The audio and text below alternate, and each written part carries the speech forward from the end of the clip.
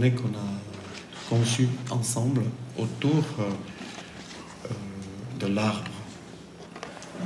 Vous savez, au Pays Basque, l'importance que nous attachons aux arbres, autour desquels les Biltzar, les associations de cette démocratie primitive se faisaient dans les provinces, mais aussi l'existence probablement encore de parties de forêts primaires et d'une industrie artisanale du bois.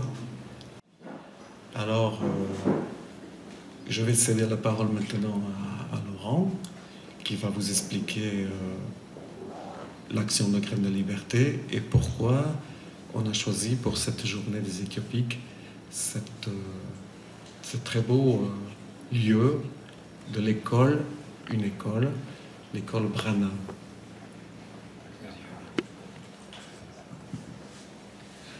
Voilà, on va avoir bonjour. On va avoir le temps dans la journée de découvrir justement le jardin, mais c'était donc juste pour vous accueillir ici, à savoir que ce jardin, en fait, nous le continuons. Voilà, je voulais préciser ça. Il a commencé avec une institutrice il y a 2 ans, qui maintenant est à l'école Jules Ferry. Donc nous sommes ici depuis très peu de temps.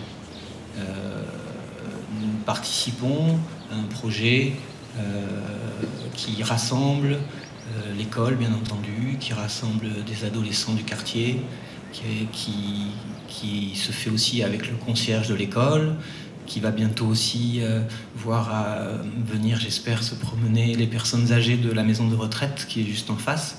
Voilà, donc on est un maillon de la chaîne qui a son importance comme les autres, mais nous sommes là depuis à peine 1 mois, et ce qui est remarquable, c'est en fait la dynamique, l'enthousiasme qui s'est créé très vite et qui nous a permis, comme vous avez pu le voir dehors, d'installer une serre. Voilà. Mais voilà, il y a beaucoup d'acteurs autour de ce jardin et nous sommes au tout début d'une histoire que nous partageons. Voilà. Merci d'être là.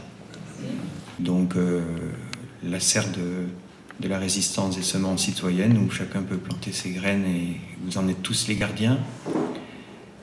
Elle est là juste derrière, et aujourd'hui on est content que monsieur Francis Allais, j'ai pas besoin d'avoir une pensée pour lui, il est là, qu'il soit là pour inaugurer cette très modestement, une inauguration très modeste, mais notre engagement aujourd'hui de Graines de Liberté, et je pense une représentante de Graines de Liberté, c'est Christiane, qu'on voit sur Facebook en photo, qui est notre grand-mère, et qu'on voit même à genoux dans les jardins en train d'arracher quelques herbes indésirables, en laissant quelques-unes. Voilà, bienvenue à tous dans cette aventure. Et vous avez vu, il y a le bateau qui a été construit aussi par les adolescents de l'ESCM, hein, donc du centre culturel qui est juste en haut. Donc il y a aussi un bateau, et comme hier j'ai vu sur l'affiche qu'il y en a qui ont très peur qu'il y ait des inondations et qu'on voit juste le sommet de Bayonne. Moi j'aimerais donner la parole un peu aux arbres, ou si ce n'est aux arbres, excuse-moi Francis, au bois déjà. Un petit moment, voilà, et qui me permettra aussi d'introduire la réponse à ta question. Avec la parole au bois, d'abord aussi je vais vous faire entendre, c'était une proposition pour démarrer cette journée, avec un chant d'ouverture du chœur d'une vieille dame, 94 ans, au fond de la forêt amazonienne du Pérou, qui est spécialiste des arbres, une chamane de la diète.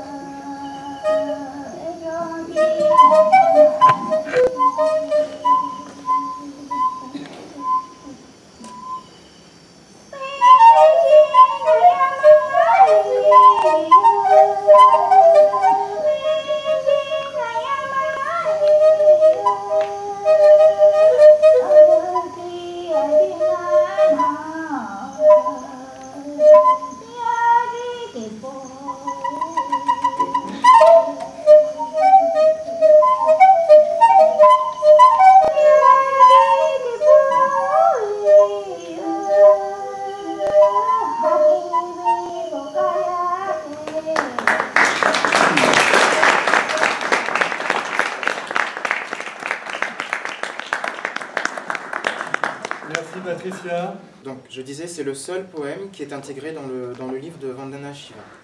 Voilà, donc, un poème indien, qui est le premier que nous allons lire. Des milles de plantations de cacao et de noix de cajou, luxuriants, à perte de vue, les bétels grimpants dessinent sur le tapis de sable brun des vers de formes artistiques. Les patates douces, les arachides, les cantalous rampants ont paré votre terre poussiéreuse toujours verte. De Vandana Shiva et Mariam Mies.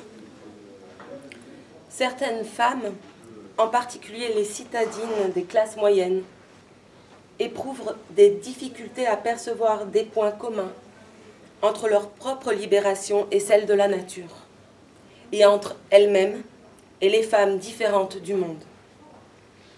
Ceci provient de ce que le patriarcat capitaliste ou la civilisation moderne est fondée sur une cosmologie et une anthropologie qui dichotomisent structurellement la réalité et opposent les deux parties l'une contre l'autre dans un rapport hiérarchique. L'une est toujours considérée comme supérieure, se développant et progressant toujours aux dépens de l'autre. Ainsi, la nature est subordonnée à l'homme, la femme à l'homme, la consommation à la production, et le local au global, etc. Cet effort pour créer une cosmologie et une anthropologie holistique, embrassant l'ensemble de la vie, implique nécessairement un concept de liberté différent de celui utilisé depuis les Lumières.